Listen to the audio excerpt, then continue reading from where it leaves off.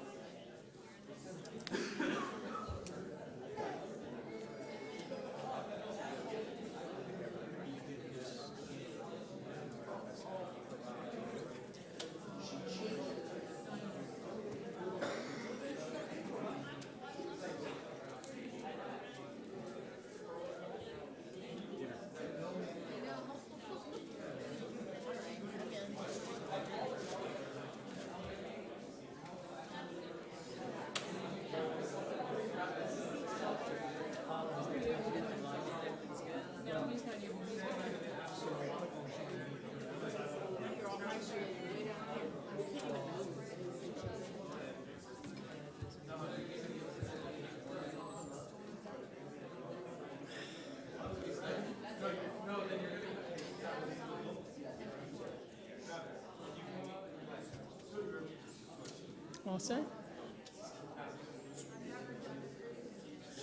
Okay.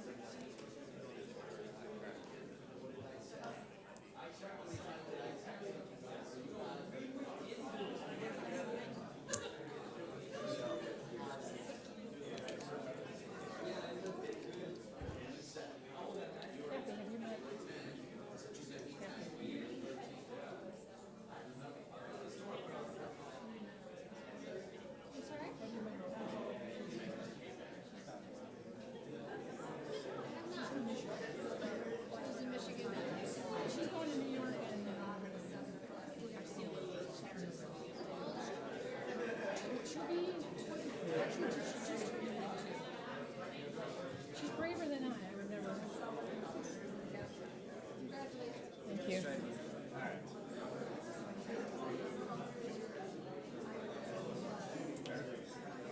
Good. You logged in? Good.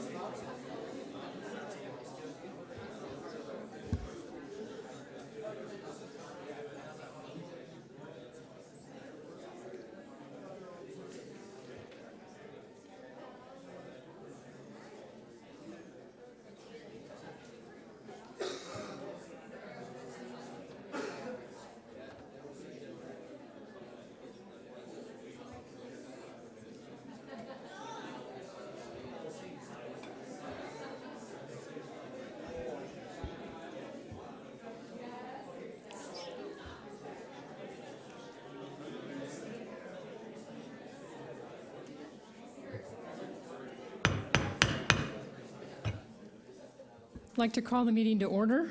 Thank you. We were a little bit late.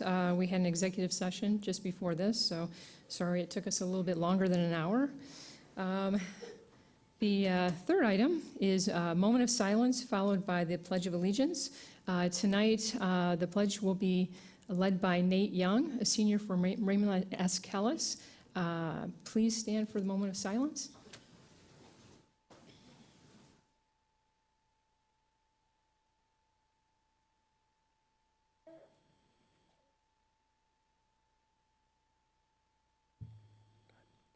Ladies and gentlemen, please join me in the Pledge of Allegiance.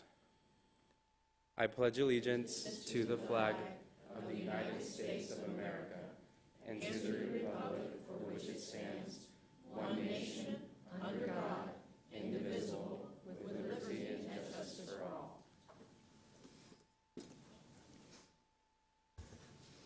Thank you very much, Nate. Our fifth item is staff recognitions. Ms. Aries, welcome. Good evening. President Pingarelli, members of the board, Dr. Stifler. I'm beginning to sound like a broken record here as we've come to the end of the school year and the end of a very busy spring season with a lot of very exciting recognitions, and tonight is certainly no different. We are here this evening to celebrate some of our most outstanding student athletes from across the Peoria Unified School District, in particular our athletic state champions from the spring season. These athletes have dazzled us with their impressive skills, their unwavering speed and agility, and they have really truly have achieved greatness in a wide variety of the sports they've participated in over the course of this school year. So we are going to begin with our students from Liberty High School. So athletes, when you hear me call your name, if you would please stand up so that we can recognize you. And then at the end of all of our recognitions, and once we get through all the schools, we'll have you come up front here and we'll take a few photos, of course, so you can tweet them and send them around to family and friends that couldn't be here tonight. So we'll begin with Liberty High School, and we're going to start by recognizing Asia Fields, a junior. She won the 400 meter in the state track and field championship with an impressive time of 56.39 seconds. Congratulations to you, Asia.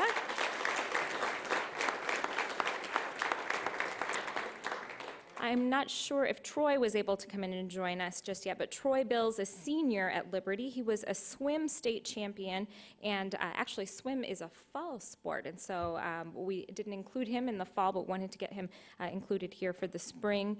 He won the state championship in the 100-yard backstroke in 51 seconds, and Troy came in second in the 100-yard butterfly at 50.6 seconds, so we're very proud of him.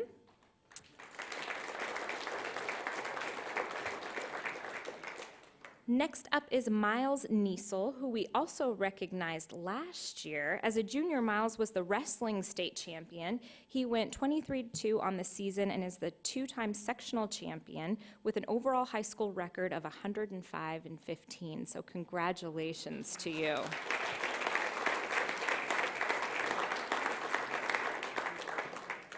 Next, and still from Liberty High School, James Dietz, a junior. He was also a wrestling state champion. James went 23-2 on the season, is the three-time sectional champion with an overall high school record of 94-14. Congratulations to you.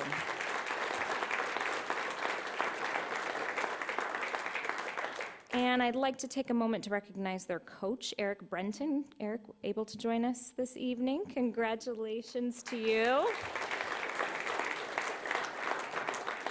Certainly you and the entire Liberty High School must be very proud of these champions, so big congratulations to you all. From Peoria High School, and I'm not sure if they were able to join us, we were waiting for them to come in, but their track team did exceptionally well this year. Their track team are the 4x800 winners, and they finished with an impressive time of 8 minutes and 20.97 seconds, so they did an exceptional job, so let's give Peoria High School a round of applause. And we'll move on to Raymond S. High School, and they have a number of accolades that we want to tout this evening. Track and field hurdling champion, Janisa Hextall, As a junior, she won state titles in the 100-meter and 300-meter hurdles, completing the 100-meter in just 14.85 seconds and the 300-meter in 43.79 seconds. She also finished as state runner-up in the 100-meter dash with a time of 12.66 seconds. A top-notch Kellis track athlete, Janisa is also ranked in the top 10% of her class. So big congratulations to Jane.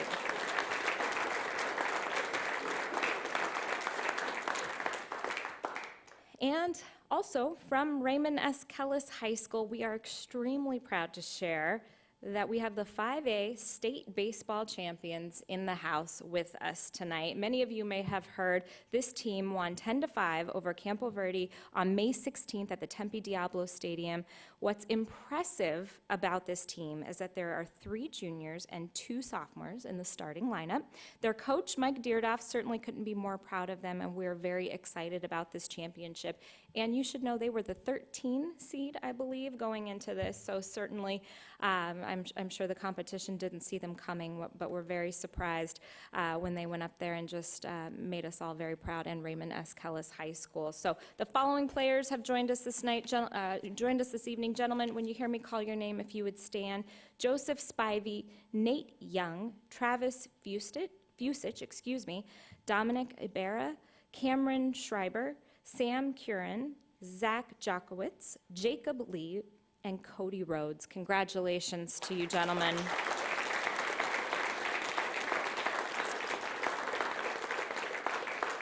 And once again, their very proud coach, Mike Deardoff. Thank you so much for being here. I think they brought along a piece of hardware that they might want to get in the photo here in just a moment, too. So we're glad to get to see that here.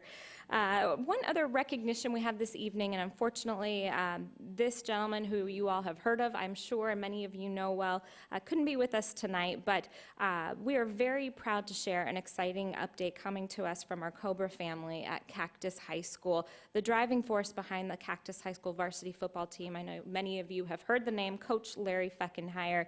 He was traveling, unable to be here, but Coach Feckenhire was selected to the National High School Athletic Coaches Association National Hall of Fame, a very, very high honor. Certainly, he's a legend in this community and across the state for what he's done at Cactus High School in his time there, and we're very proud of him. So a big round of applause for Coach Feckenhire and Cactus High School. And he'll be inducted into that Hall of Fame June 20th, so certainly we'll get some photos of that and be sure to share them out for everyone to see, but congratulations. I think we have a couple of proud principals here with us tonight. Certainly I saw Mr. Wooten join us. Big congratulations to you. I want to thank you very much for your support of all the athletes at Kellis High School. And I think we may even have some additional coaches and athletic directors that are here. If we do, could you stand? If maybe I didn't mention you, did I miss any other coaches that are here with us? Oh, Scott Hollabaugh, excuse me, here with us. Thank you for being here. I'm just going to replace my microphone because that's supposed to be there. Thank you to all of you. I know we also have a number of parents here tonight. Parents, friends, and family supporting these young athletes. If you are here in support of a student athlete, can you stand so we can give you a round of applause, please, for all you do to support your students?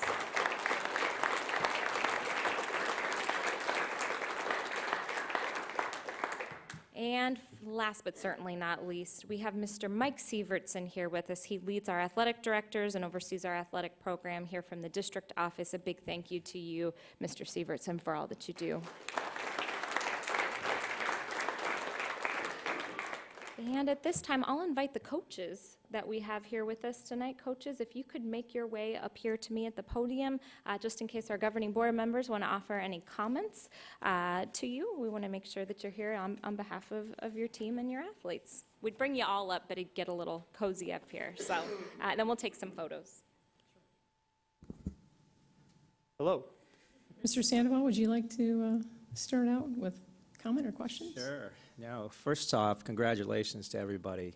Well done, well deserved. What you do every day to not only, work very hard and persevere academically, but to also, spend the long days, honing, the sport you're involved in, on the success that you've realized.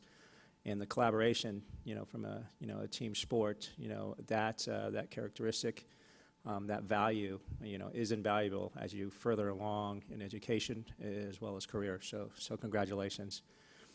Coaches, thank you very much. Mr. Severson as well.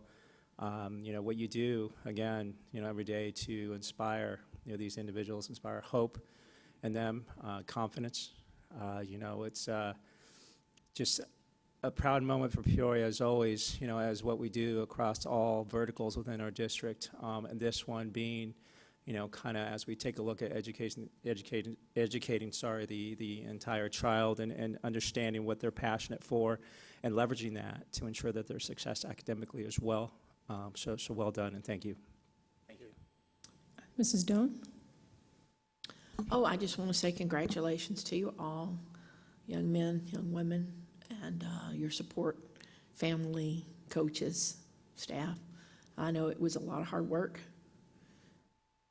and I want to thank you for making us proud. It was a good job. Thank you. Mrs. Connect? Thank you. I'll just echo the words of my colleagues and say thank you to the athletes and to the coaches. You represent that fourth leg in the excellent things we do here in the district, athletics and arts and CTE and academics. So don't forget academics. So thank you for that. And also being symbols of the fun and excitement and the learning that we offer in our high schools. It's fabulous. Thank you very much. Well, I just want to say congratulations to the athletes and the parents and coaches also. I know it takes a lot of hard work to get where you guys have and ladies have gotten, so congratulations. And I know you guys would probably want to have your picture taken and to maybe to get home to some dinner. So if you want to come up, Ms. Aries, and take some pictures. Okay, if we can begin with our athletes from Liberty High School. If we can get you all up in a photo together representing Liberty, that'd be great. And certainly parents, family members, don't be shy to come up to get a better shot if you need to.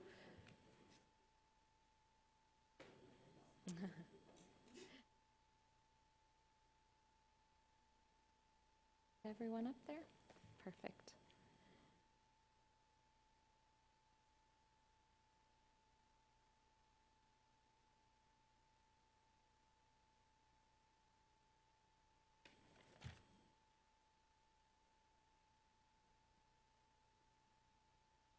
Good.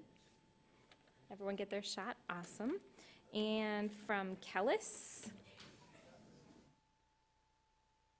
let's get our baseball team up there. Crash their party. Looks like they could. Oh, I didn't know that.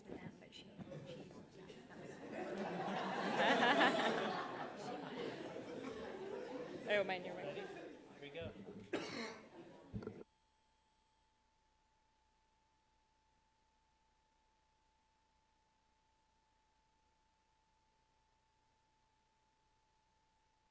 Everyone got their shot? Did we miss anyone? Okay, and that's hashtag Peoria Unified Pride if you share it, okay? Hashtag Peoria Unified Pride, that's how we're gonna be sharing all of those tonight. So just another big round of applause for all of our student athletes.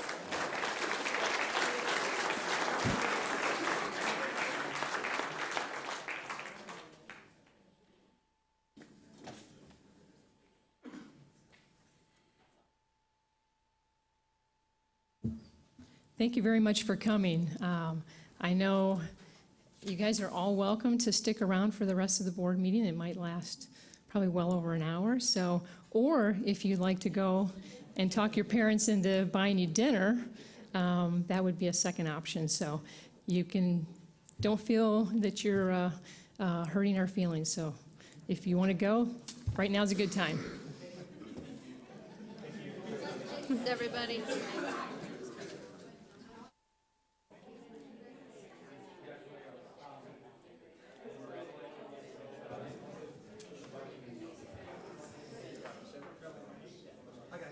Was it crooked?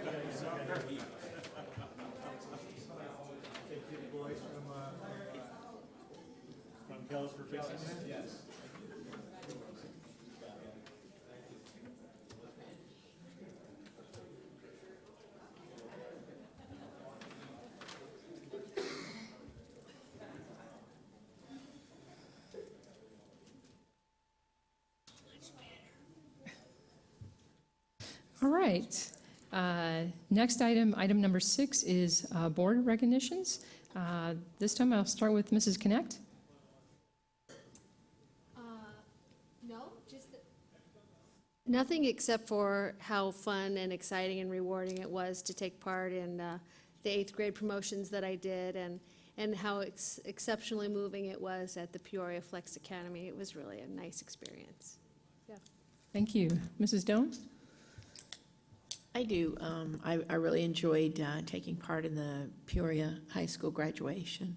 And I was also privileged to attend the West Meck graduation last week.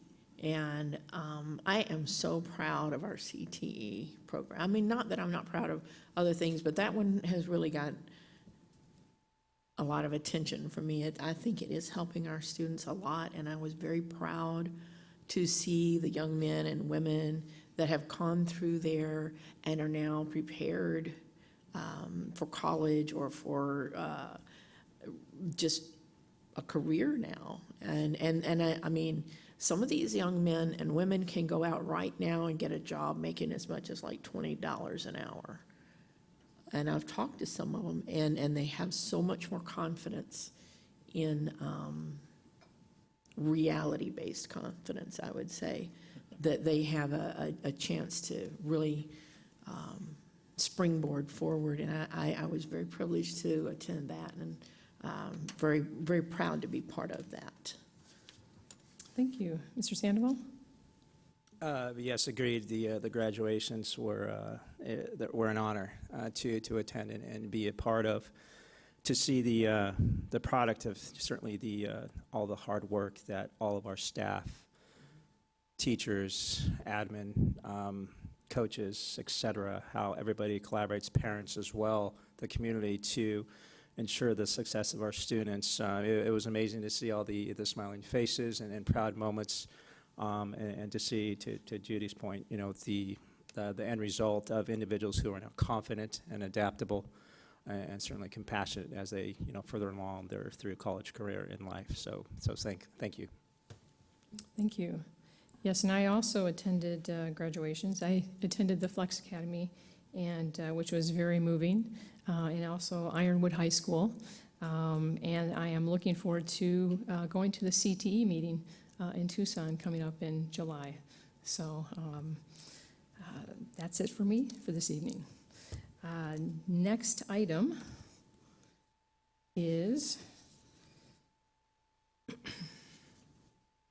item number 7, a request to address the governing board regarding matters not included on the agenda. We have one green slip tonight.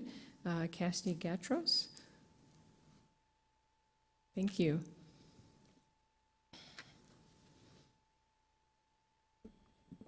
Good evening, Madam President Pingarelli, Dr. Darwin Stifler, members of the governing board, and members in the community.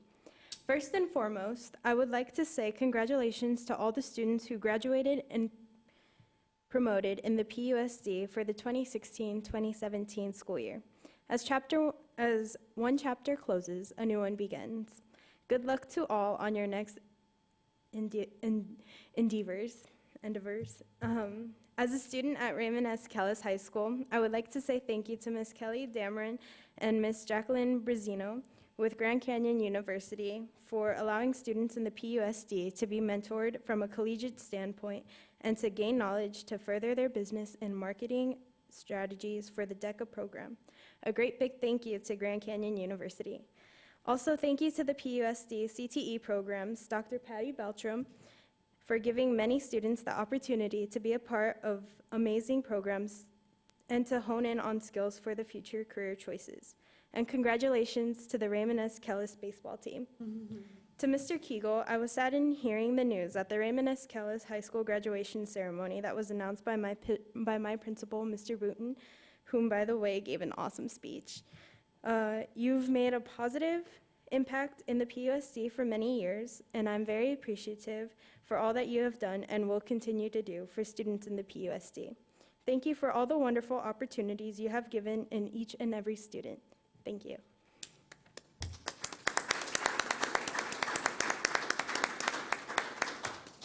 Thank you so much, Cassidy. You've spoken before, and I hope you come back several more times. Thank you. Agenda item number 8, address agenda and consider adoption or recommended changes. Does any board member have any changes this evening? Nope, okay. Since we do not, we'll go on to agenda item number 9. Oh, I'm sorry. So the recommendation is to adopt the agenda. Oh, I'm sorry, I passed that on by.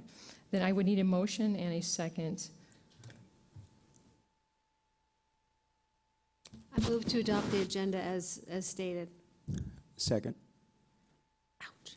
All right, this is a voting item.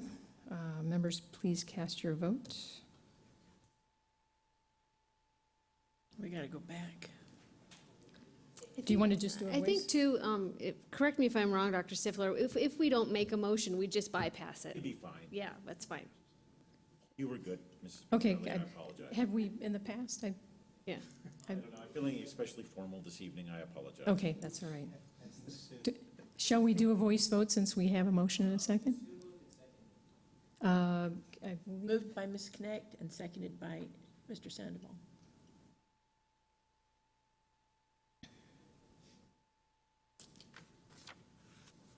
This is a good moment to thank our interim secretary, Yes. Kim. Thank you for helping us out. Thank you so much. So I guess let's do a voice vote. All in favor, say aye. It's on. Oh, it is. I'm sorry, I'm not looking at my screen, I'm looking at Kim. Okay, everybody vote. All right, it passes 4 with Ms. Ceja Martinez absent this evening. All right. Next agenda item.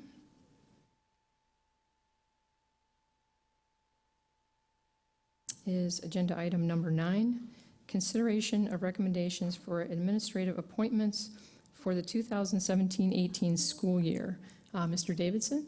Yes, thank you, President Pingerelli, members of the board, Dr. Stifler. Tonight I come to you with the hopes and that you have had a chance to read the supplemental material that was attached in the board agenda, but that you tonight approve and recommend the administrative appointments as presented. And I'd like to ask that we're able to have that vote prior to me introducing the candidates, if that's okay. That would be fine. So Dr. Davidson would like us to, do I have a motion and a second and approve it? And then he will introduce each member. So do I have a motion and a second? I move to approve the recommendations as presented by administration. Second. Thank you. All right, this is a voting item. Members, please cast your vote.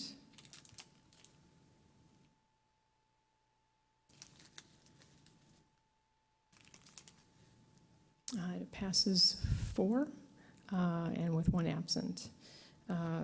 Dr. Davidson, would you like to go ahead and introduce?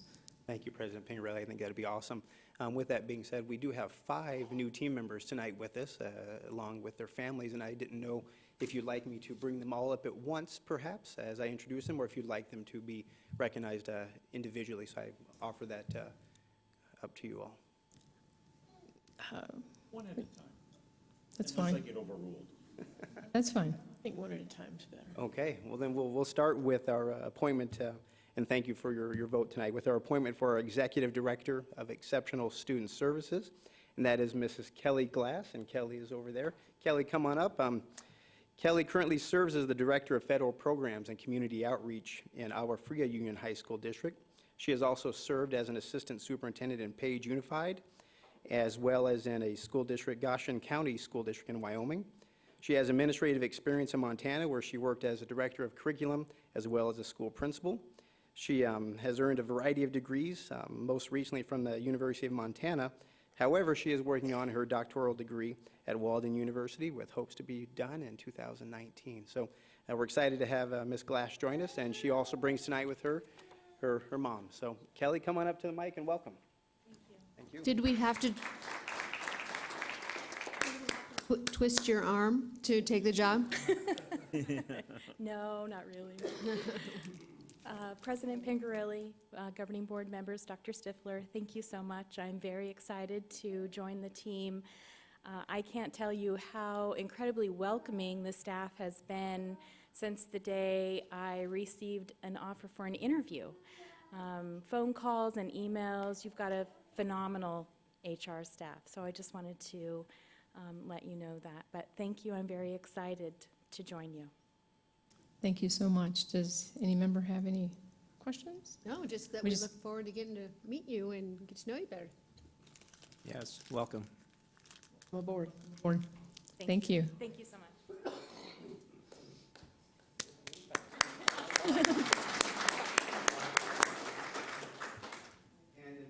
In no particular order, I'd like to start off with our recommendation for principal at Liberty High School, Mr. Ton Argeris. Ton currently serves as principal of Buckeye Union High School and has held that position since 2008. Ton has worked as an assistant principal as well as an instructional coach in both Buckeye Union High School District and in Glendale Union High School District. In addition, he was nominated and served as a semifinalist as a Rodale Principal of the Year in 2015. Mr. Argeris has an extensive background in education, has a master's degree from NAU, and again, we're just very excited on behalf of the Liberty team that really supported this hire as well through the committee process and their work. But Ton, welcome to the PUSD team. Dr. Stifler, President of the Board, members of the Board, I want to thank you for the opportunity to serve you. I'm excited about serving my community and my students as well. So thank you very much, and I promise to get the job done, so thank you. Well, welcome.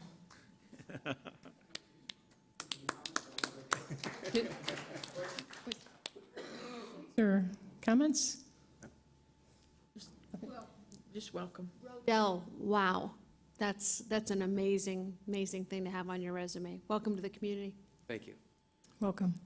Thank you.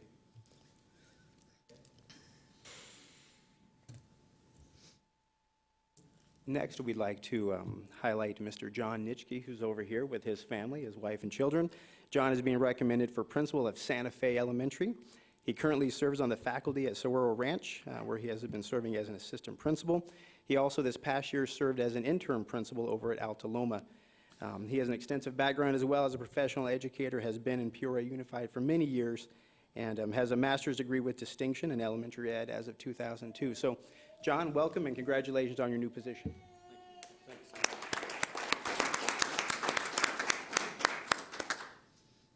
President Pingarelli, members of the board, Dr. Stifler, thank you so much for the opportunity. I've been in the district for 21 years and looking forward to this new chapter in my life. I'm very excited. Thank you. Thank you. Thank you. Congratulations.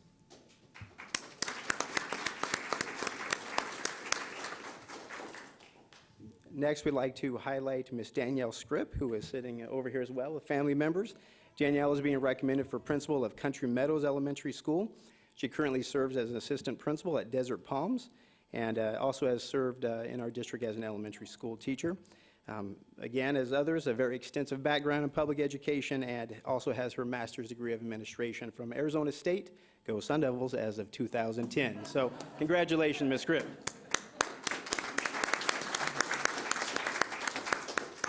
Bless you.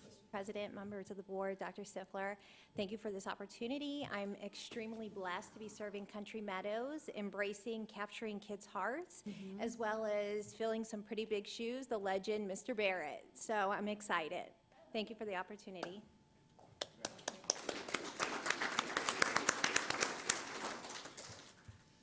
All right, and last but not least, we want to highlight Mr. Stephen Ballier to the position of principal of Sun Valley Elementary, and Stephen is here with his wife and kids and mom and dad. He currently serves as an assistant principal at Foothills Elementary. He's also served as an English teacher in our school district. Mr. Ballier, along with his experience, has his master's degree from ASU as well in 2010, and I do believe is working on his doctoral degree as well at Grand Canyon University. So, Stephen, welcome to the mic, sir.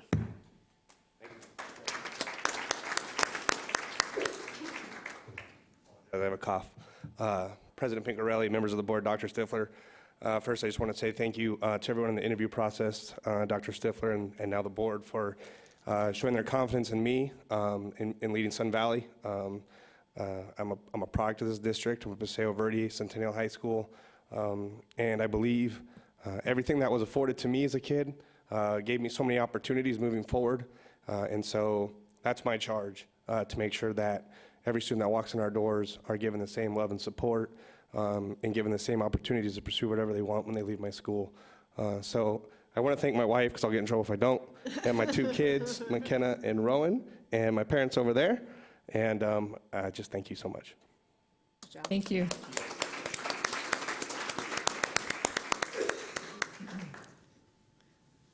Well, thank you, Dr. Davidson, for introducing all the new administrative appointments for 2017-18. And also on this time, I know if anybody, we won't feel bad. If anybody would like to leave, you are welcome, or you can stick around for potentially another hour. We won't take offense. Mr. Hicks, you can't leave.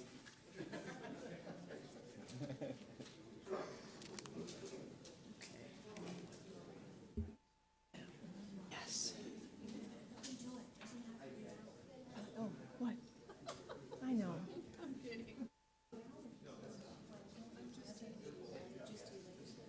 I should have cut it down by 20 minutes, right, from hour 40 minutes. It's all good. Okay. You have to go back and get Matt's. All right. It is what it is, right?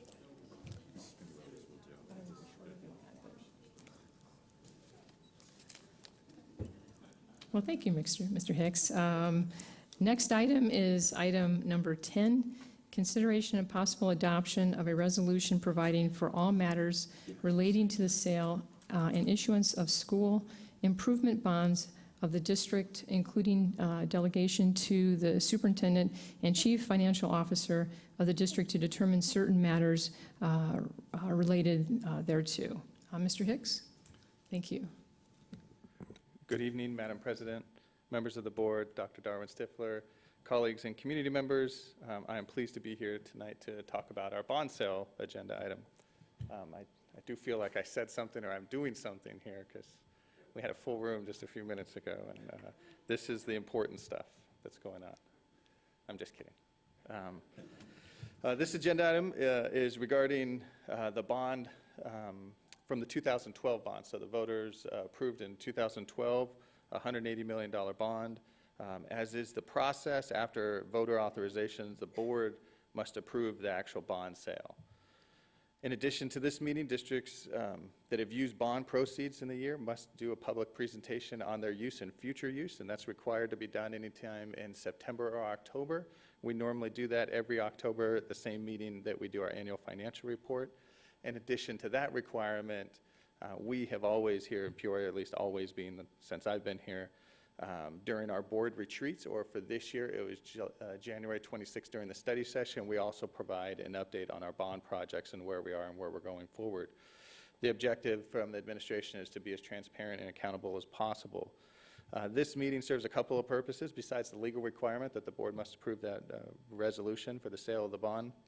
It provides the board with an update on the expected uses. So I believe sent to you last week a quick little summary of those expected uses. Just as a reminder, weatherization, that's what we call painting, but it does actually provide a coating on the building envelope inside and out that provides extends the life of the buildings. Our EMS systems, that's our energy management systems, our fire alarm control panels. We'll be doing those upgrades, flooring upgrades, landscape upgrades, heating, ventilation, and air conditioning upgrades across the district, safety, security, and then a large amount going to pupil transportation. That is how the intended use is for the $20 million. But secondly, this meeting also provides the governing board the opportunity to review the preliminary official statement. So on each of your, up there on your desk or on the dais, I provided a one-page summary just to draw attention to the very last sentence. I'm just going to read it if you allow me to. Though an exhaustive, detailed review by the governing board members may be impractical and largely duplicative, we suggest that attention on portions relating directly to the district and the community, appendices A, B, D, and E, may identify information that has been excluded that a bond investor would want to know, or included information that is confusing or appears inaccurate. So obviously this is from our attorneys as a requirement, obligation that you're aware of that. And so one of the things that, so I'm going to just tell a quick story, because just really, what does that mean? And then I'm just going to go through a few things in the OS, the official statement, just to make it aware of, so that you understand that. But this is somewhat of an old story, and you hear it every single year. So those board members that were here last year heard the same story. But it was probably around 10 years ago, entity in Pennsylvania was going out to sell bonds. They put together an OS. It looks at the previous year's financials, goes through a lot of things. The current year doesn't really do a lot of future. It does put stuff in there that's about the economy and stuff. And it has really good information in there. They were going to sell bonds. They went and sold bonds. What they failed to leave out that everybody in the community knew is that the steel mill was shutting down and that half the jobs were going away. But if you looked at just this official statement, investors would look at it and say, hey, that's a good investment. Let's go buy those bonds. And so really what the objective here is that as a governing board, Ms. Michelle Myers has done a lot of work putting a lot of our finances together to put into this. We've talked to them a lot of times, but this is really coming from the district. And it's really a third-party oversight that you guys have some ability to understand. And so it's saying you're not going to go through this whole thing, the 60-some pages. There's no expectation that you would know inside and out. There's no expectation that you would know the revenues and expenses by detail if one's a little off or not. But if it's all right, I would just like to draw attention just to a few pages, which like the first one being A1. You know, going through school finance, or at least hearing a lot of our budgets, what are our budgets based on? It's based on our average daily membership. And so hopefully through our enrollment reports, we provide a lot of information. You can see it is saying that our average daily membership for this last year was 35,066.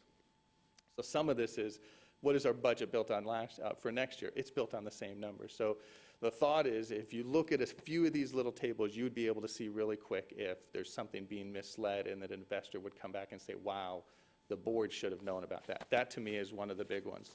The next one is on the very next one, is just some of the what are we as a district? How many sites are we? Who is the governing board? So it just has the administrative structure right on the very next page. And then I would skip through a lot of it. You don't understand or wouldn't expect to understand what overlapping debt we have, what kind of debt we have directly on us. But on B7, it does have an indication.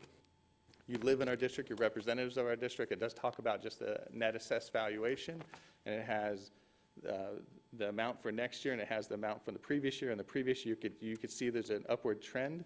There's a growth. You would be able to do the math really quick and see a 6.4% growth in our assessed valuation. So our community's growing. That's the other thing. Is that true? As you drive around, do you believe the community's growing? So the hope would be yes. So, a lot of us put together, but that's the double check, is just those type of things.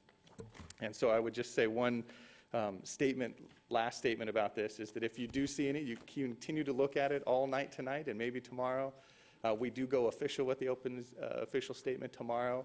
If there's anything that you believe or that I just said that you think is a little misleading and not 100% accurate, please let me know. We'll let our attorneys know and our bond financial advisors, and we'll put a stop to it, and we'll correct something going forward, or we'll look into anything.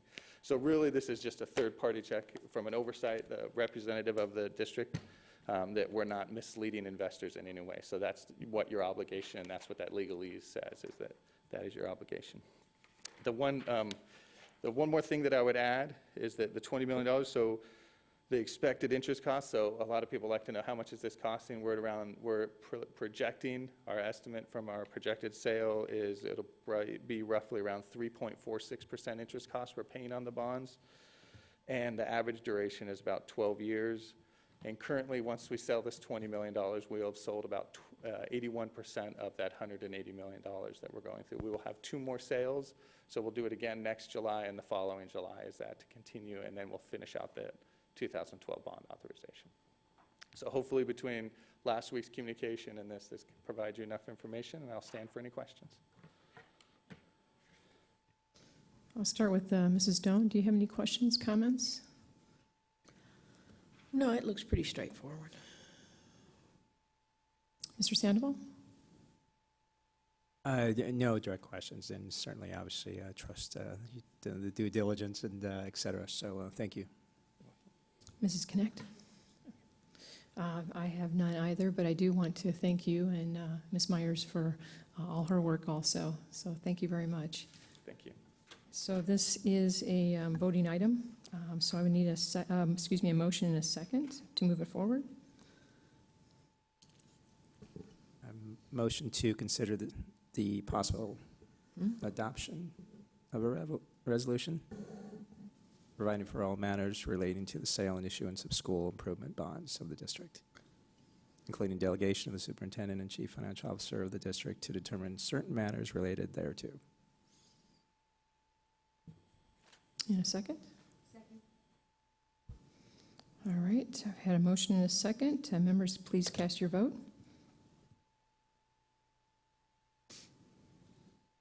It passes 4 with 1 absent. Thank you very much, Mr. Hicks. Next item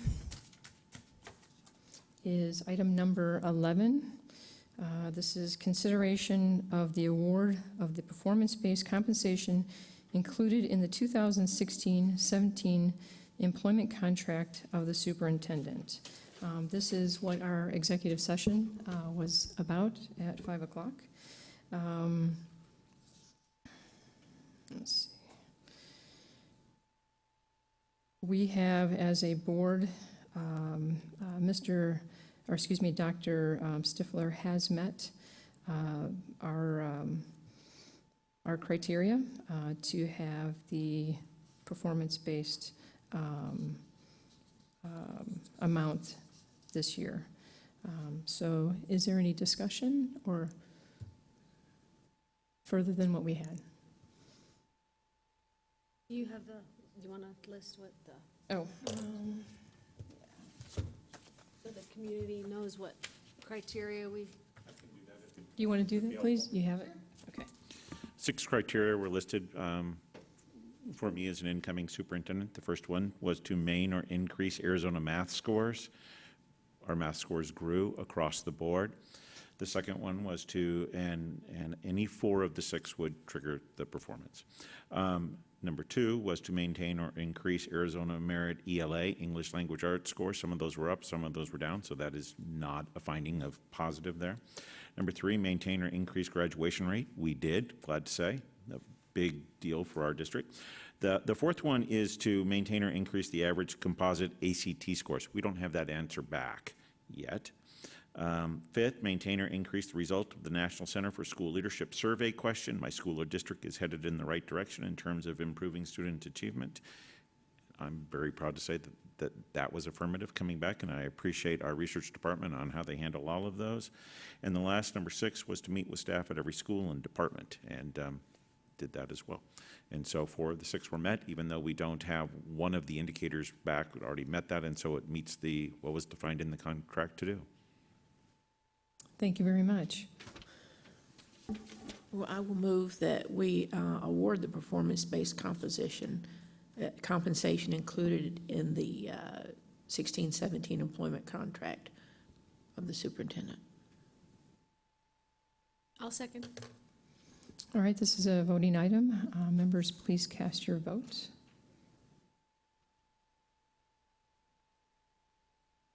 Passes 4 with 1 absent. Mrs. Pingarelli? Yes. I'll just take a moment to say, Dr. Stifler, thank you for your service this past year. The challenges from going from a small elementary district to the 4th largest district in Arizona, with all of its complications. You've done an incredible job for a first year out. We're very pleased that you're here, and hope that you are enjoying it as much as we enjoy having you. I feel blessed to be here. Very good. Yes, ma'am. Any other comments? All right. Thank you very much. Next agenda item number 12, adoption of proposed changes to the policy JEB, entrance age requirements. And Mr. Savoy? Welcome. Good evening, President Pangarelli, members of the board, Dr. Stifler. This is my second time visiting the governing board on policy JAB, the entrance age requirements. It is our second read as an action item tonight. I do know there were questions from the board after our first read. I do know that Dr. Stifler provided the board with some information regarding the questions that you had through Dr. Pischke, our director of preschool. Dr. Pischke is here this evening. I'm not aware of any other concerns, so recommendation from administration is that we would update our policy for the testing window for early entry in kindergarten only, that it would be from September 1st through October 31st inclusive. That was the only change in this policy of JAB. Stand for any questions that you may have. All right, Mrs. Connect, any questions, comments? I'm not remembering that discussion the same way. I thought we were talking about whether or not we were doing testing prior to, for students who were younger. That's not the conversation we had? President Pangarelli, Mrs. Connect, I'm not sure. Okay. Anyone else remember that? We had the board had quite a wide-ranging conversation. But that's not reflected in here. Are we still allowing students who do not make the age cutoff to test in? Yes. We are. Mrs. Connect, we do. So if a student were to turn 5, I'm talking about kindergarten children now, if they turn 5 after September 1st, the cutoff is September 1st, that children need to be 5 before that, but there is a caveat that if a student were to turn 5, let's say September or October, they can request an early entrant assessment, and that is something that Dr. Pischke and her office staff will provide to the family. We do test, just as an example, in 2016, we did assess 78 students to be considered for early entrance into kindergarten. So that option's available to families. They go through the assessment process, and then there's a determination whether or not they should begin, even though they're not 5 on September 1st. So that's what it's all about, really. Right now, a family could request the consideration to start kindergarten early if their child turned 5 in December or even in November. Dr. Pischke and her work through the years and her team certainly looked at the data and determined that most children that turned 5 in November or December did not pass the assessment to enter kindergarten. So to save families the time, the cost, there's a $30 fee for the early entrant assessment. We made a recommendation to the board in 2009 to let us, as a district, create our timeline from September 1 to October 31st.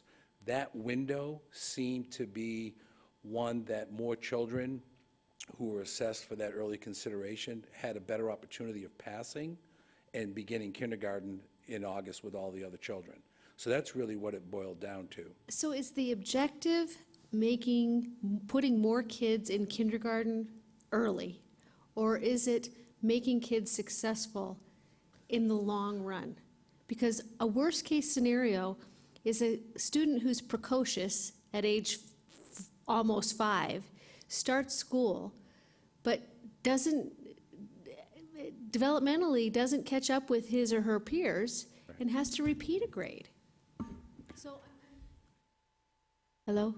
So I'm wondering, what's the point of this? The point of this, from my point of view, is two things. One, this was what we thought our policy was, and somehow in the transition to ASBA, this wording dropped off. This had been our practice, is our practice. Two, it is not surprising in any school district across the state that there are parents that want early, and they are allowed to appeal to the board to do that. This is a way to prevent most of those from coming to you. And they go to Dr. Pischke to make those recommendations. And so it says, if you're close, we'll test them.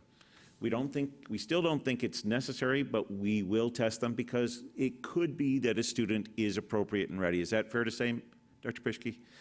But we're not expecting that that's the case. It's just in case the law was a little too strict there. We have a little wiggle room. If your child is exceptional, we can do them in. But please don't, if your child's 3, if your child's 2, please don't ask us to test them. Just put some rules on that. Right. So it actually, I would say, conversely from what you said, it closes the window a little bit. Okay.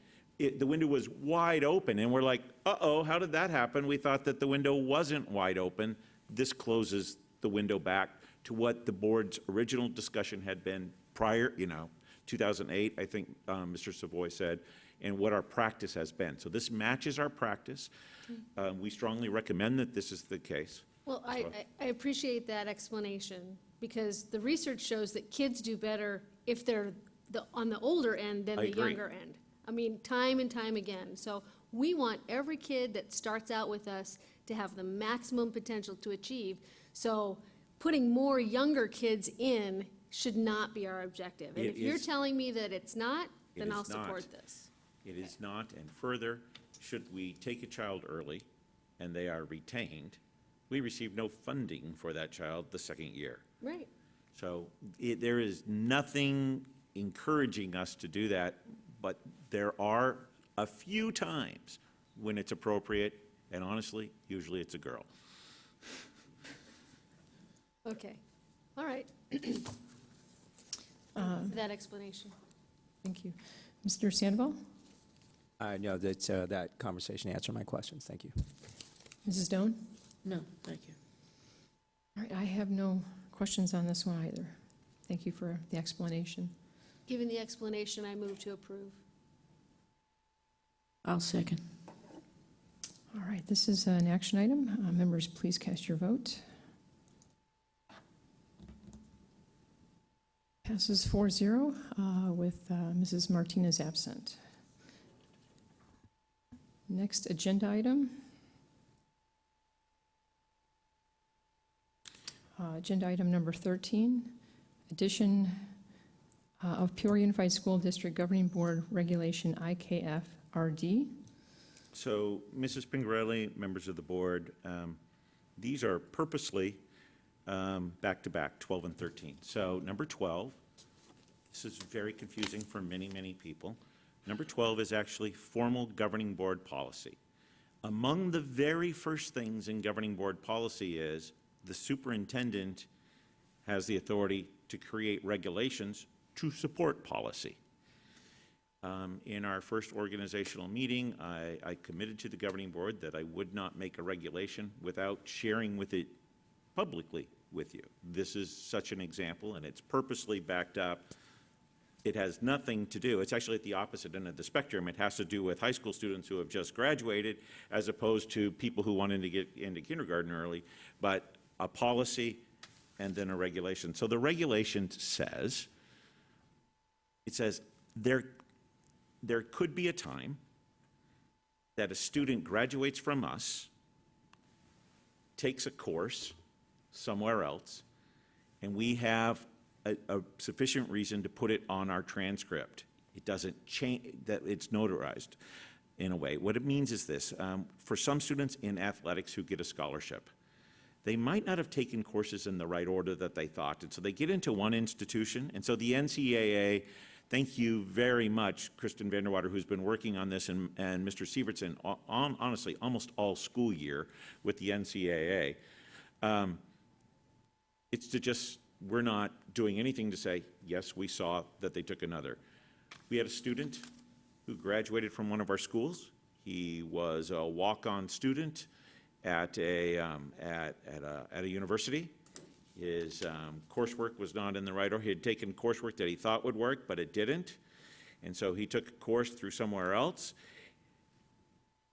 Unless it was all in, the university simply would not take 2 separate pieces of paper. They would only take 1 piece of paper. So we went back and forth to say, but we can't authorize what someone else has done. What this says is, this regulation, and I'm not asking you to approve it, I'm telling you what I've done here. We've taken the language from the NCAA, and so what happens is, we simply, much like when we get any other things in from other schools, and we just attach it to the bottom. It does not change their GPA, it does not change their rank, it just chronicles in one form instead of 2 forms They had all of this from us, and they had this from them. The law allows for this. The NCAA expects this to be in place. This was very surprising to us. It was difficult to handle. This puts a regulation in place so that if this were to ever happen again, we know how to handle it without doing all of the homework all over again. I stand for any questions, and Kristen, if I choked on any of that, you can fix that for me. So let me get this straight. A student leaves us without having fulfilled all the requirements? No, has graduated from us. Okay, But so it has met all of our requirements. yes, and likely this happens probably in about April or so. It's like, oops, I thought I was on track. Maybe even hasn't graduated from us. Maybe he's taking something online through someone else at the same time. It could happen right after. It could happen concurrently. Could happen either way. Our record does not change with the exception of basically a footnote that says, we have received an indication that this student has completed this class satisfactorily from this institution. And we simply add that to the bottom of the transcript. So this isn't unlike transferring college credits from a community college to a university? It is not. The only thing that's unusual about it is, and how we originally felt about it, at least how I originally felt about it, it's like kind of after the fact to do that. A lot of homework to get to this point that sometimes this happens, and if you have a regulation, it makes it easier if it ever happens again. Doesn't cost us anything. It doesn't change the rank. It doesn't do any of that. It has to do with serving students and making sure there's some weird rule that somebody else has, that we've done all we can with honor to show that they're eligible for whatever reward they want to give them. I know. It works for me. Any other questions? Okay. Mr. Sandoval? Does this happen often? I'm assuming it doesn't. I mean, it sounds like it's a pretty... Mr. Sievertson, can you remember this happening before this in your tenure? No. Ms. Vanderwater, can you remember this happening formally? No. Mr. Sievertson, as you talked to other people, you had heard that it had happened occasionally in other districts. Is that correct? Yes, that's correct. I think short is good. That'll do. Yes, it does happen infrequently, and the NCAA changes their policy as things go on, so we will match that. We're matching the NCAA. We need to make sure that our students are prepared for Division I athletics, to the degree we can. This just takes their rule and puts it into Peoria. Got it. Doesn't change what our teachers have to do, doesn't change any of that. Well, I would just request that if it starts happening more, this is the first time I've ever heard of it in my tenure, so I would just say if it does start happening, then that would signal there's something we need to take a look at. Yes, ma'am. Counseling maybe to get that. Yes. And we have considered that about counseling and the order of classes and those sorts of things and choices that students make. But this looks good. Okay. Anything additional, Mrs. Doan? No? Okay. That was for information only. Yes, ma'am. So next agenda item is agenda item number 14, discussion of the incorporation of Valley Schools Insurance Trust, Valley Schools Employee Benefits Trust, Valley Schools Workers' Compensation Pool, and Valley Schools Management Group. Thank you, Mr. Hicks. Good evening, Madam President, members of the board, Superintendent Dr. Darwin Stifler, colleagues and community members. I'm pleased to be back up here providing an update on the conversion of the Valley Schools entities.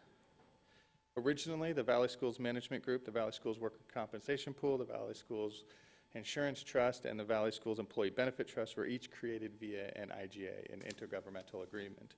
That agreement was from and between the three founding districts, so Paradise Valley, Deer Valley, and Peoria Unified School District got together to create these.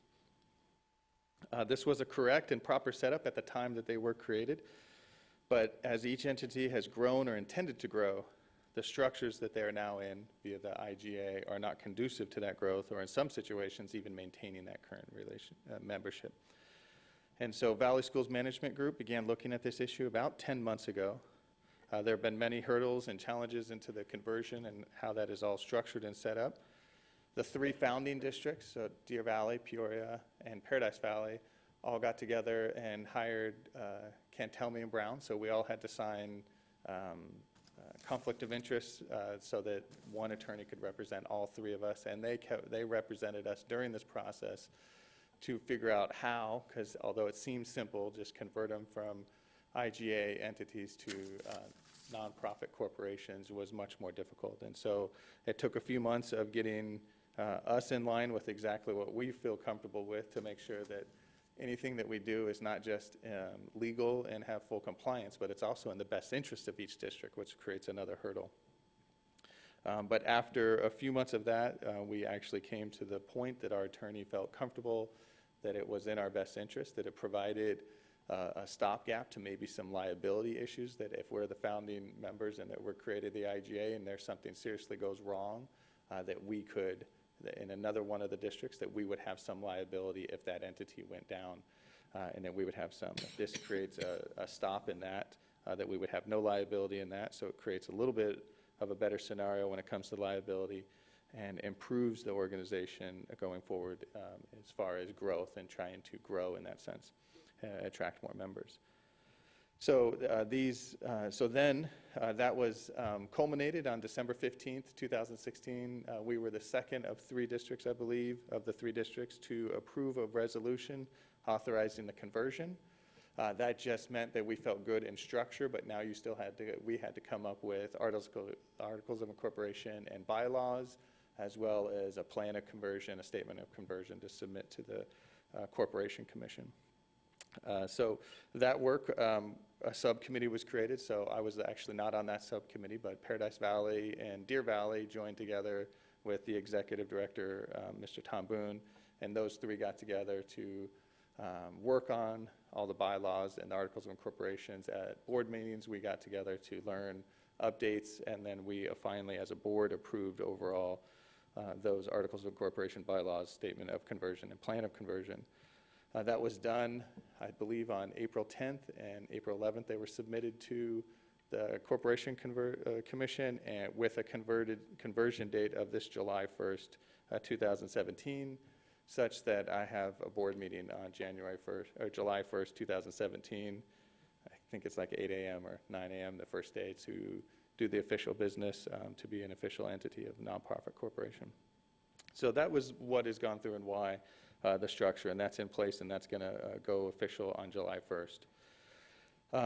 Just in general, I would say that the positive on this structure also is that as we looked at the bylaws and we hard-coded in bylaws, although can be amended, we did have some non-negotiables, which was the founding districts. So Peoria, Deer Valley, and Paradise Valley each have a permanent seat on every one of the board of directors of each one of the entities that are being created. And so currently right now, we have boards. Those boards we have multiple people on, but we do still only have 1 vote. So 1 vote is still carrying forward from now until going forward in the future. So that is not changing. So our authority did not change. What is changing is that's a board of directors. Each entity is looking to create an operational review board. So there is a change in the structure of let's have an operational review board that reports to the executive director of each one of those boards to provide more information, feedback on how that entity is. That executive director makes those recommendations then to the permanent board or the board of directors, which technically right now the way the articles are written is I'm on every one of the boards. So the CFO of each district. If I cease as the CEO or CFO of the Peoria School District, I would lose my seat as a permanent appointee director, and whoever is doing this position would then be automatically appointed in that sense. The Operational Review Board, so still different from Board of Directors, is changing a little bit, and so that hopefully is have more functionality and provide more relevant information. That can change. That's a little bit flexible, but right now on the Employee Benefits Group, which used to be called the Employee Benefits Trust, that group now has 9 members will be on the Operation Review Board, I believe. This is all in draft, so this could change. And it's really coming up with only 1 person from each entity and from each of the members in it. So this is the Operational Review. This can change, and as I talk to the executive director, if we want to have two, it's normally one of those, we'll try to get as many people on, because this is what also handles the appeals in that sense from our employee benefit group. And so that review board is new and it is different, and so the hope is that it's providing good, functional, relevant information. That's for the employee benefit group. The Valley Schools Insurance Trust and the Valley Schools Workers' Comp Pool is now combining. Instead of having two separate groups, we're having one. So there's going to be one operation review board, but instead of having two seats on each of those boards, we will now have 4 seats on the new board. So we still have the same number on the review board that will still providing, looking at our claims, looking at the information, trying to be proactive and trying to help and assist with the experience data, and also handling appeals and looking at loss control and safety going forward in those 2 entities. And so, I think the intent was we're changing the structure to make it nonprofit to be able to grow. One of the things we heard from some as we tried to attract more members in is that they didn't feel like they had a voice. And the goal with creating the operational review board was to get more voice in and have more official, increase that group. But it still would not lose our authority as a founding districts that we would have a permanent seat on those boards. And so hopefully that provides a little bit of understanding of structure as to the change that's happening July 1st. Hopefully. If not, I'll stand for additional questions. Mrs. Connect? That was great, Mr. Hicks. I thought I was going to cover all that, but you did great. No, this board has appointed me this year to be on that board. I barely got my feet wet with just 2 meetings. So my understanding is that my services won't be needed anymore. Is that correct? Madam President, members of the board, it depends. We can still continue to have you on the operations review board if that's the, technically the bylaws we're saying is that the superintendent would then appoint that. For the employee benefits group, which is the board I think you just said that you're on, I think that only has one representation. I would probably not recommend that you would be on it to the superintendent. I would be recommending that our HR person be on that for benefits in that sense. Right, which leads me to my question. I believe it is in our policy that a board member sit on that board. So we might have to change that. Madam President, members of the board, our policy had for our own employee benefit trust board had a board member on that. This is not. We dissolved that. Right. I will look at that policy to see if we have just that. I appreciate, I will double check that. Okay, that's right. Yeah, please do that. One of the cute jokes that was said at the meeting was, so if it was called the Employee Benefits Trust and you were trustees, does that mean now that it's the Employee Benefits Group that we're groupies?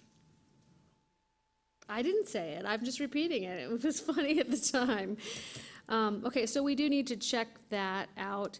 I was concerned that we would be losing some of the added authority that we had as the big 3, as one of the big 3, but you're saying that that's not the case. Madam President, members of the board, that was my #1 concern 10 months ago when they first said, hey, let's move to nonprofit corporations, and that sounded all good and it sounded great, and I said, I don't believe it is in Peoria's best interest to do anything that would weaken our position now or take less of a benefit to the structure we've set up. And so that was the goal all along, is that we'll continue and modify and convert to these, but we would not lose any of our authority or any benefit from that standpoint of where we are. Okay, and then I would just like your perspective on this. It was proposed at the meeting that, right now there's a chairperson of that board, and it was proposed that that chairmanship be dissolved and that the executive director just run the meetings. How do you feel about that? Do you think that's a wise move, or do you think that maybe puts extra authority in the ED instead of one of the members? Madam President, members of the board, my first thought would be I am okay with that. The chairmanship of that board only had recommendation authority that would recommend to the board of directors and to the Valley Schools Management Group anything they did, and that board would vote on it, which is where I would sit. So current structure means that they did not have the authority to make any changes. They made recommendations that would then come to the Valley Management Group that I would listen to and make those changes. The changes, the structure going forward is now at the board of directors. I'm on that board of directors, so I'm still making that decision, what's in the best interest. And instead of a chairmanship, you have an operation review board that's now making input and recommendation to that board of directors. So it's not changing the Right, they made that clear that the real meaty decisions are made at the management group level. But I'm still wondering if we shouldn't have a member be the chairman. I mean, the executive director would still have his role in executing things, but I think that having a member be the chairman of that board is still a good idea. Madam President, members of the board, I guess what I'm trying to convey is that the structure of the actual recommendation or authority decision-making is not changing in the sense that I was on the board making those recommendations or approve those recommendations. I'm now on this board over here making those recommendations. So the structure that's changing is that before you would have a chairmanship group that would make a recommendation to Valley Schools that would vote on it. Now we have an operation review that would vote to this board, which I'm on that board as well right now.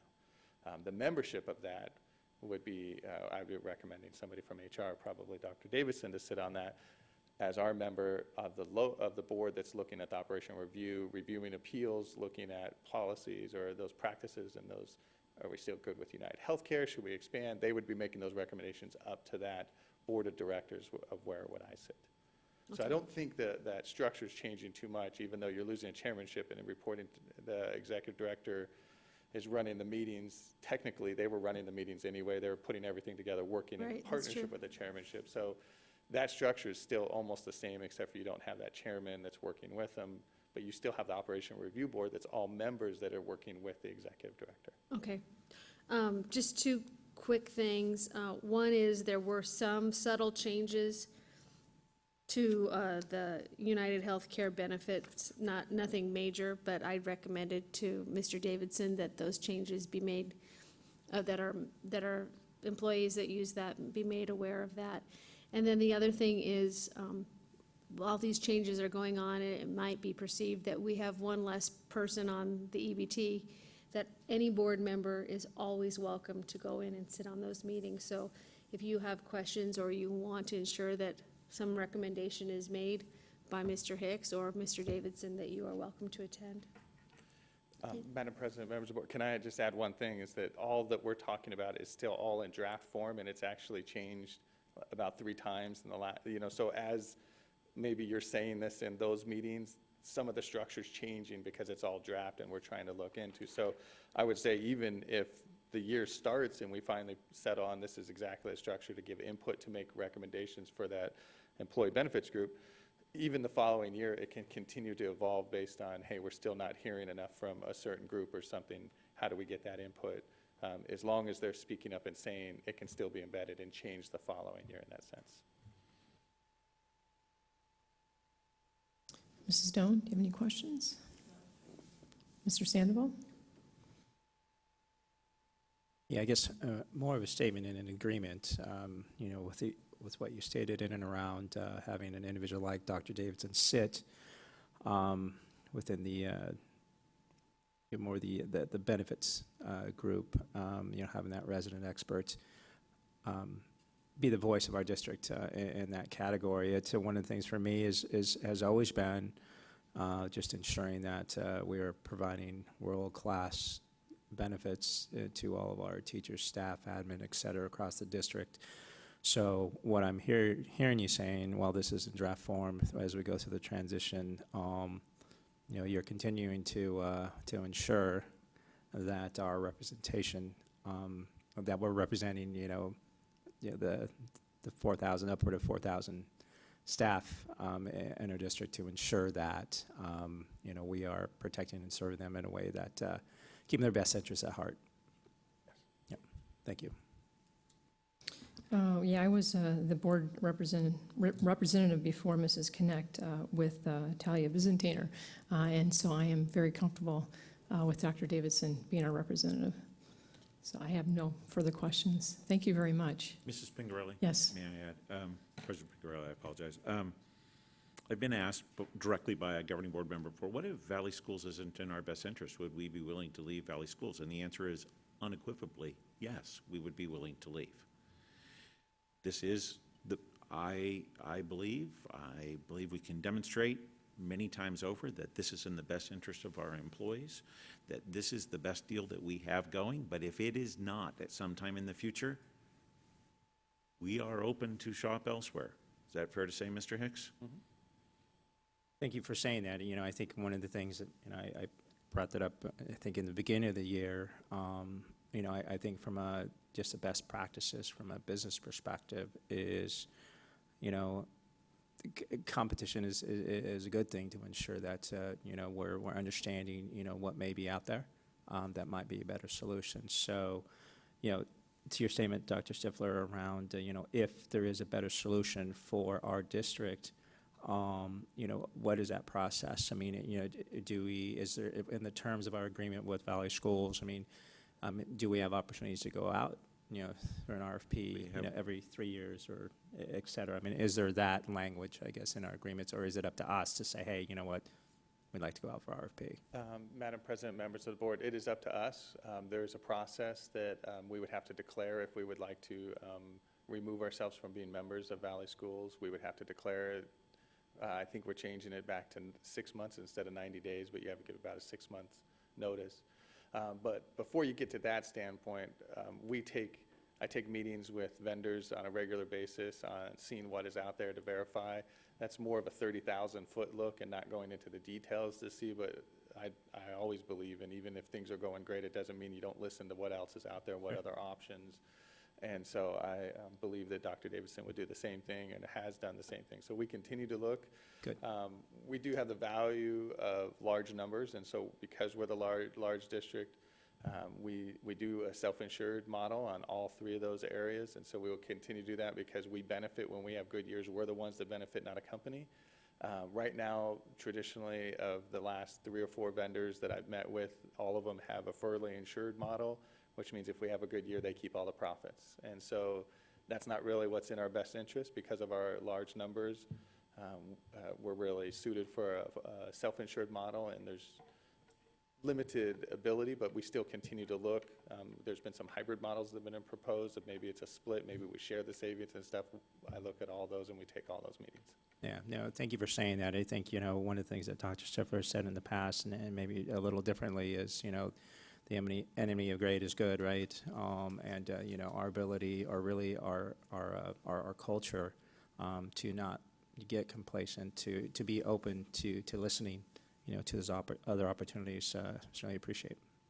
If I could just continue this conversation a little bit longer, but that's a great point in the sense that we also, because we're part of Valley Schools, it is our responsibility to continue to push them to be better. So there are times when I think maybe we are only good or doing an okay job. We need to continue to work to do better. And some of our, are we proactive enough? And this is not necessarily really on the employee benefits side, but some of our insurance trusts, our workers' comp, how are we addressing things and how are we being reactive or proactive, and how we're doing safety trainings and stuff to limit those claims and those liabilities. Great example. And that is not just within, but it's also what is Valley Schools and pushing Valley Schools to continue to better, and we will all continue to do that. Thank you. Thank you very much. Thanks. All right, next item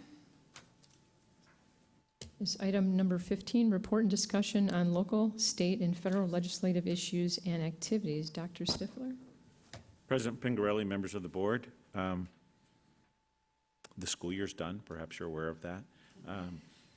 Went exceedingly well. Graduation, I'm just going to take a moment to say, it would be difficult to be more proud or to be more impressed at how smoothly that went. Absolutely amazing. And that it's in air conditioning is extra good. Is extra good. Regarding what's happening on the legal front, legislative front, well, the legislature is mercifully out of session and the governor is focused elsewhere, so I'll say that. The Arizona State Board of Education has met, and that's where our attention is focused. And so we are expecting, and I put a copy of the Dear Colleague letter, that would be to Wendy and I, that's written, hey, here's what we're going to do to you, kind of a thing. We are expecting school labels in July. In August, excuse me, as I put on my glasses like I was really looking at the paper and I wasn't, in August.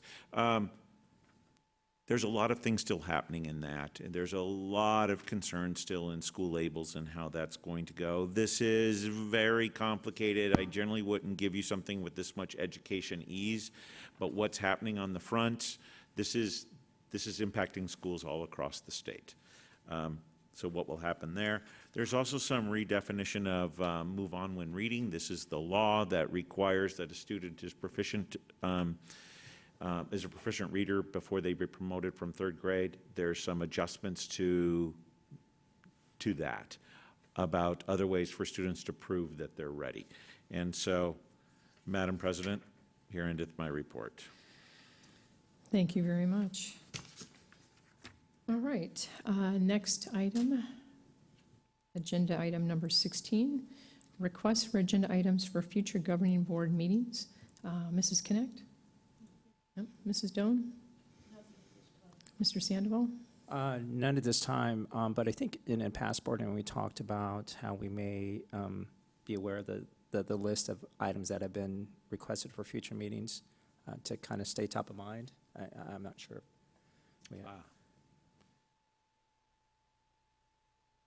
So top of mind, I'm sorry, yes, that was requested, and I don't have that ready, and our office is a little bit in flux right now. Among the items that are top of mind that we are beginning to prepare for that for the July 28th study session are the concept of a memorandum of understanding, the concept of restorative discipline, those are there. Superintendent evaluation will be on that. We will also have an opportunity to review the letter grades, perhaps by that time. There's a lot of moving pieces there. And then, Mr. Sandoval, you had, on my top of mind here, requested about, are we doing all that we can to make sure that, for instance, it's all in the news, opiates? How are we taking care of our students and our staff regarding that? And so we'll be prepared for that as well. Perfect. Thank you. Mrs. Yes. My mic keeps going in and out. I would add to that, if we could, if there's some agreement, if we could talk about criteria for next year's performance pay for you, sir. Yes, ma'am, we can do that. We'll schedule an executive session to do that. And then also, Dr. Stifler, can you, I know you verbally had told us, can you, I know I had asked you last board meeting, if you could shoot everybody an email with all the topics that are still left to be discussed? Yes, and that's, I think, exactly what Mr. Sandoval was calling me out on as well, respectfully and appropriately. We'll absolutely do that. Okay. And as we're transitioning, we'll get our hands on those right documents and be able to do that. Thank you so much. And there's no reason, I'll go further, there's no reason during this session, during this portion of the meeting, why that can't be flashed on the screen, and so it's not just top of mind, it's the actual list. Right. We'll be prepared to do that. Thank you. Because I think we do have quite a few things to clear up, and I just want to stay on top of it this year. Yes, ma'am. Okay, thank you. All right, next agenda item is agenda item number 17, consideration of approval of the consent agenda. Does any board member need to pull anything from the consent agenda? Mrs. Pingarelli? Yes. Promise to keep it short, but I'd like to pull 31 and 32. All right.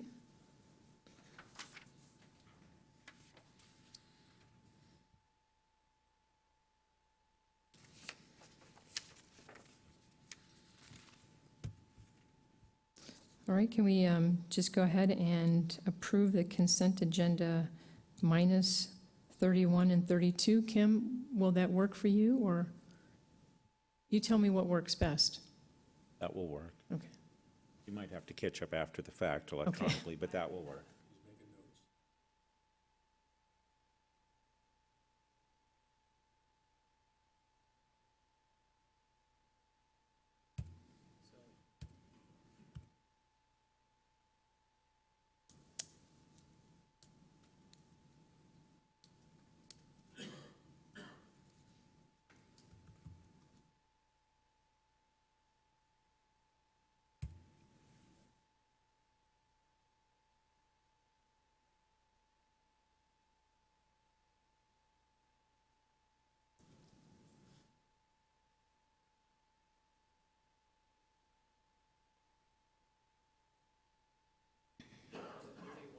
31 1 in. and 32.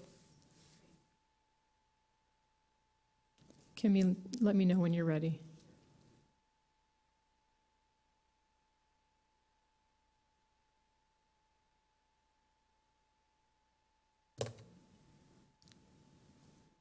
Has there been a motion for the balance yet?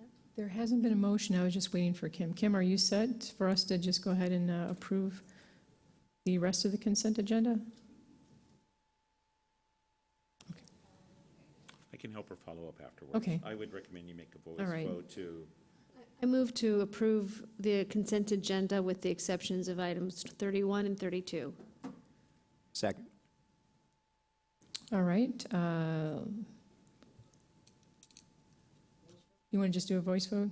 Okay, all in favor, say aye. Actually, we Aye. have it up there. Kim is on top of it. Wow. All right, members, please cast your vote. I'm impressed, Kim. Okay, passes 4 with 1 absent. All right, then, Mrs. Connect, do you want to discuss Yeah, item 31? I'll keep this very quick. On number 31, which is, you don't have to even come up, Mr. Hicks, it's fine, this is really brief. There were 3 or 4 items that are sole source, and I just wanted to say, this is the first time I've ever seen in writing the explanation on why this is a sole source. I really appreciate that. That's an issue that's, kind of a head scratcher in the past, really, this is the only group that can provide this service or this product, and I really appreciate that, and I think that adds a level of transparency to what we're doing, so I appreciate that. And then on number 32, I just had a question, it was about coaching and extra duty assignments. Sure. Are there any changes to that? there's from a the small change. Oh. Madam President, members of the board, sorry, the battery's dead over there. So, It's okay.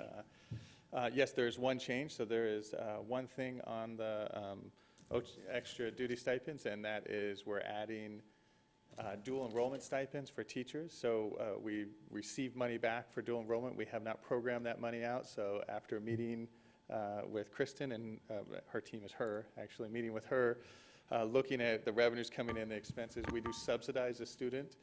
But we're actually now going to be providing a stipend that the more students a teacher has, I think it's on page 3, at the high school level, and dual enrollment, the more money they'll get a stipend for doing that. So previously, right now, they've received no money. They will now be receiving some money.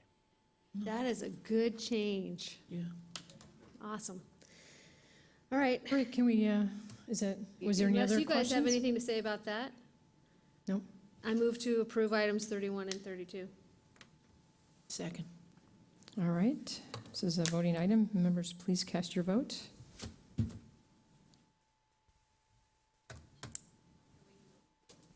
Want a voice vote? Okay, I'm sorry.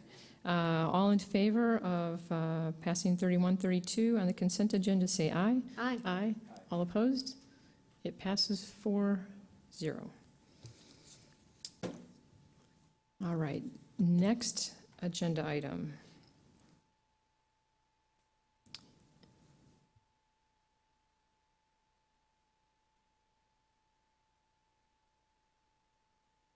Is the district budget report for the month of April 2017. This can be found on the website, so if we don't really need to have it pulled up. I think you could, That'd be good. you can go back Okay. to just the agenda there. Perhaps roll back to the agenda itself. And scroll down to the part on reports. If I'm not doing what you'd expected, Mrs. Pingarelli, can you go to the overall agenda, please, Stefan?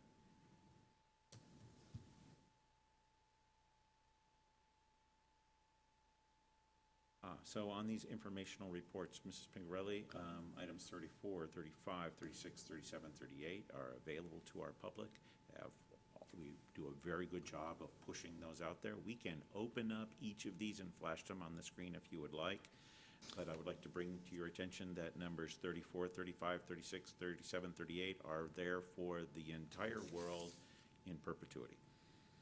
No, that would be fine, instead of opening all of them up. We can read them that fast anyway. Yeah, there was, I know on the upcoming meetings and events, there wasn't, since school is out, there wasn't a whole lot.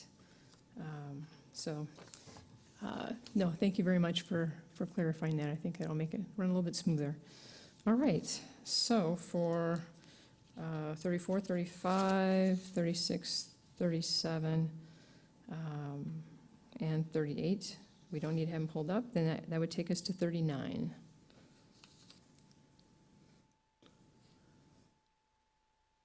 Or, yeah, board member opportunity to readdress agenda items. Does any board member have any discussion for past things that were discussed this evening? Nope? Nope. Okay. Then the last one is adjournment. Consideration of adjournment. It's an action item. I would need a motion and a second for us to go home. I move to adjourn. I'll second. Okay. Members, please cast your vote. And it does pass 4-0. Thank you very much. Everybody have a good evening. Thank you, Mr. Pingerelli. Governing board members not on the agenda, but next week we are beginning to review alternative software packages to electronic school board, some more popular ones.